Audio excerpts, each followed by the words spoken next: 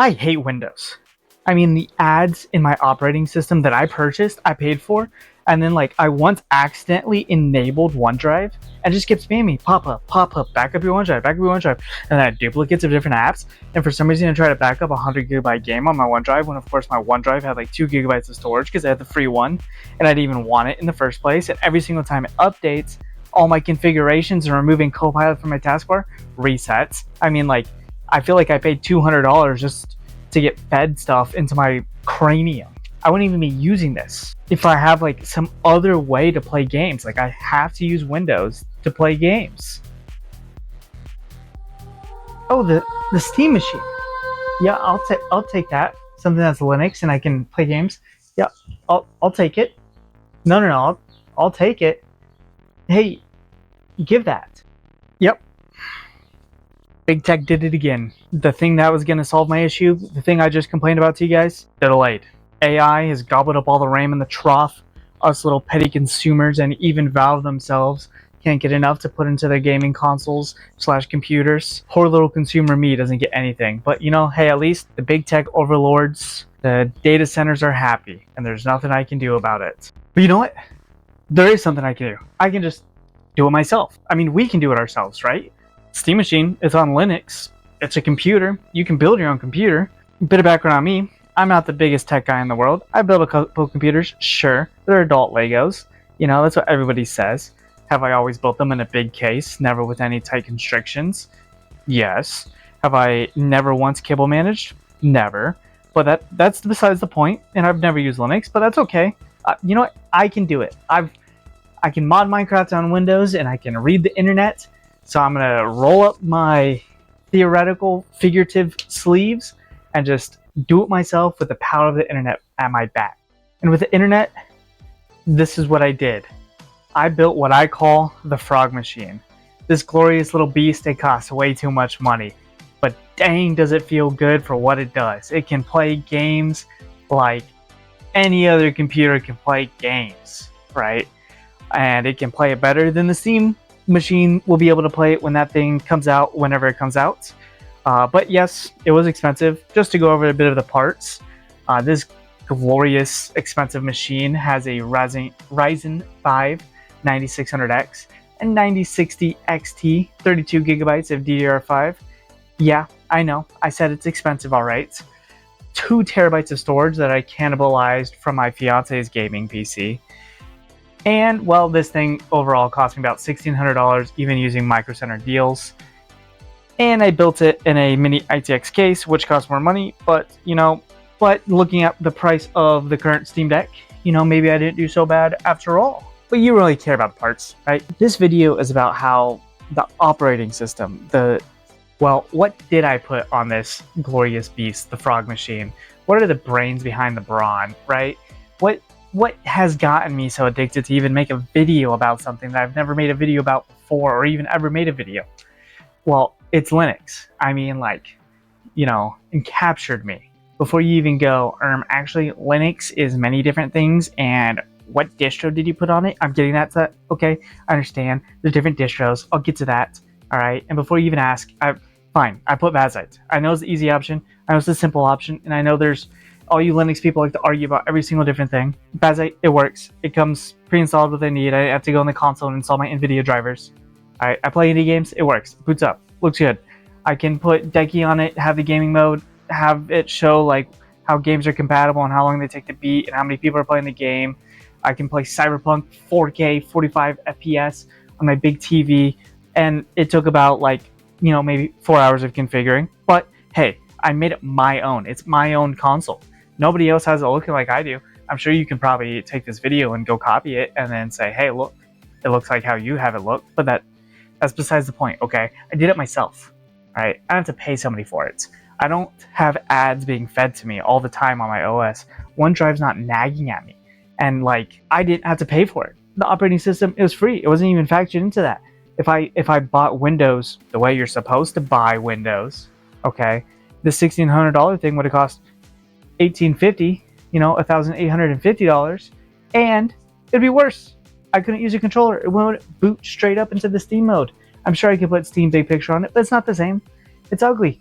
Windows has so much bloat. It takes so much extra RAM to just run. That's right. I've done it. I've freed myself, taken the shackles off, and I've moved to the digital wilderness, right? I feel like I'm on my digital beach, ocean flowing over me. I can finally just relax. I don't have to worry about getting distracted from my operating system. Oh, you're an astute viewer, and you're wondering, what's this? Well, surprise to you, this thing is also running Linux. That's right. I'm running Asahi Linux with the GNOME desktop environment on this MacBook. I've gotten so addicted to Linux that after I installed this, built my own frog machine, we went on vacation, went down to the beach, not the digital one, the literal beach. I was on my MacBook using Mac OS, and I was like, why am I using this? I've ascended to Linux. And like, how can I use this if I've ascended? And so I thought, Linux is a bunch of just smart people that are like, you know what? I'm doing it my way. I want this piece of tech to run on my software. I don't want this other software with who knows what in it. And so I just looked up Linux MacBook Pro M1 and boom, it just works. I mean, I've been daily driving it. I installed it on vacation with bad Wi-Fi. It was just a console command. I press enter and it worked. It's a dual boot. Okay, I give you that. And you might be asking, oh, why does this affect you? Well, money, obviously. Money and attention. Isn't that what this whole economy is running on now? You scroll on your phone for days, you're consuming content, you're consuming what I'm providing to you. And of course, operating systems, big tech companies, they want to capitalize on that. Windows themselves, you report your telemetry data, they take that telemetry data, sell it to advertising companies who build a profile on you, and based on that profile, they feed you ads through your Windows, which Windows gets paid for. They're draining you, they're a vampire, okay? And you're just their thrall. I get it. You might be like, another guy tell me to install Linux. I've been hearing this video, install Linux in 2022, install Linux in 2023, install Linux in 25 and 26. I'm not telling you to install Linux, okay? I'm telling you, hey, maybe it's time to realize that where your eyes go is where your money's also flowing at this time in life, all right? Whatever way your attention is getting encapsulated, they're profiting off of that now. And your data, whether you like it, you're looking something up on your phone, you're scrolling, you've got a smart home machine and you say, hey, I want a new Denby plate, right? It takes that, it feeds you an ad, and you're like, oh, I was just talking about this. It must be a sign. My astrological sign is in Aries and it's in retrograde. That must be the case. But no, it's just you're being watched every second of every day. And when you say yes to cookies, when you say no to cookies, mainly when you say yes to cookies, we're taking that from you, okay? And so, how do you get started? For me, I fell in love with Linux, and it isn't perfect. Linux is just a bunch of people, okay? They're in their own little tribes, and they said, hey, I want my operating system to do this well, okay? You want your operating system to look like Hannah Montana? You can have that. You want your operating system to be like your North Korea or a communist country? You can also have that. You want your operating system just to be a black terminal where you can type in it? You can have that. You have the power in Linux to either one, go do it yourself, which is very hard, and I'm not telling you to do that. Or write off of some of these really smart people that do it for fun. This is their hobby. They love it, okay? Whatever your use case, there's a Linux distro for that. There's ethical hacking. There's enterprise level ones. Linux backs up most servers in the world. So now that I was hooked to Linux, okay, I've got my MacBook on it. I've got my home theater PC / gaming console running it. This is easy. I can install this thing to my desktop, all right? But there's a caveat. I am addicted to League of Legends. Yep. What a surprise. Another guy that plays League. I want to play League. It's the game I play with my friends. We've been playing it forever. Am I good at it? Absolutely not. But do I play it? I do. And that game does not run on Linux. They use a kernel level anti-cheat. And basically what that means, it's a anti-cheat that pretty much spies on you. Make sure that you don't even have stuff running in the core of your operating system to help you cheat at the game. And so I thought, okay, I guess I'm going to have to dual boot my computer. I have two M.2 SSDs in this computer. I'm going to just have one of them be Linux and one of them be Windows, and just play League on the Windows one and use Linux for everything else. And I also thought I want to try out some of these other forks, okay? These other distros. I already have Fedora-based ones. I have Bazzite. I have Asahi Linux on my MacBook, which I probably just butchered the name of. I thought, hey, you know what? I've heard Ubuntu is a good distro. I heard Arch is a good distro.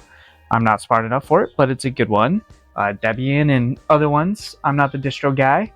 There's plenty of those people if you're looking for that. And I decided, boop, boop, boop, boop. Desktop PC, good gaming distro. Pop OS. Cool. It looked good. Cosmic desktop environment. It looks cool. Go, install it, throw it right on this USB drive, plug it into my computer, turn it on, and I'm like, typing away, going through the boot menu, spamming the delete key, pops up. I'm like, easy enough. 2 drives. Oh, I gotta go. I got dinner here in a minute. You know what? It's that drive. That's the drive that's empty. Click it, click run, and go to dinner. Well, when I got back, I no longer had Windows. All my data on the operating system gone. My drive completely wiped. No way to recover it. All of the battle maps I use for D&D, gone. Anything I use on Roll20, gone. In the ether forever. And worst of all, I have been freed of my League addiction. There's no other way I can run it. Don't talk about my dual boot Mac. There's no other way I can run it. And I'm free from Windows. I don't need to use Windows at all anymore. I don't use a device that has Windows on it. Well, looks like I'm a full-on Linux user now. I've done more than move to the digital wilderness. I've become a netrunner, you would say. The naysayers out there just say, you're still casual. You still have a GUI. Doesn't boot up into the terminal prompt. And I say, at least I'm not on Windows, right? My data's safe. Well, safer than it's been. I'm not feeding the overlord. I don't have ads on my operating system. And as a casual Linux user, I approve. It's good. It works. Is there problems? Yeah. Is it annoying? Yeah. But hey, with every operating system, there's pros and cons. So, I implore you, give it a shot. Or at least decline the cookies. Stop giving your data away for so easy, for free, basically. All right, start keeping it to yourself. Be a little more closed off to these people that just want to harvest you and make a digital you and sell you things.